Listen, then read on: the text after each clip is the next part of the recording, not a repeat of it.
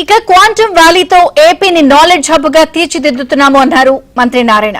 హైదరాబాద్ కు ఐటీ లాగే అమరావతికి క్వాంటమ్ వ్యాలీ ఉంటుందన్నారు. అమరావతిలో పర్యటించిన మంత్రి నారాయణ క్వాంటమ్ వ్యాలీ నిర్మాణ పనులు పరిశీలించారు. ఏపీని ప్రపంచ స్థాయి క్వాంటమ్ టెక్నాలజీ కేంద్రంగా తీర్చిదిద్దడమే కూటమి ప్రభుత్వ లక్ష్యమన్నారు మినిస్టర్ నారాయణ.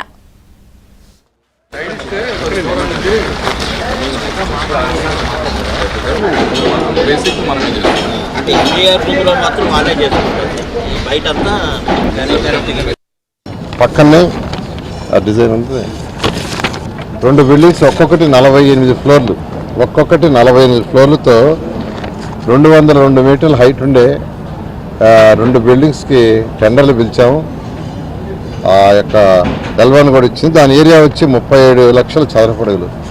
ఏ విధంగా అయితే హైదరాబాద్లో ఆ రోజు టవర్ నిర్మించి గౌరవ ముఖ్యమంత్రి గారు ఐటీని ప్రమోట్ చేశారో, అదేవిధంగా ఈ క్వాంటమ్ కంప్యూటర్ని ప్రమోట్ చేయడం కోసంగా ఈ యొక్క క్వాంటమ్ ల్యాబ్ని ఇక్కడ ఏర్పాటు చేయటం, దాని పక్కనే మొత్తం 50 ఎకరాల్లో 2 బిల్డింగ్స్, 2 టవర్స్, ఒక్కొక్కటి 48 అంతస్తులు, అంటే 202 చదరపు అడుగులతోటిగా 37 లక్షల చదరపు అడుగులతో 2 బిల్డింగ్స్ వస్తున్నాయి.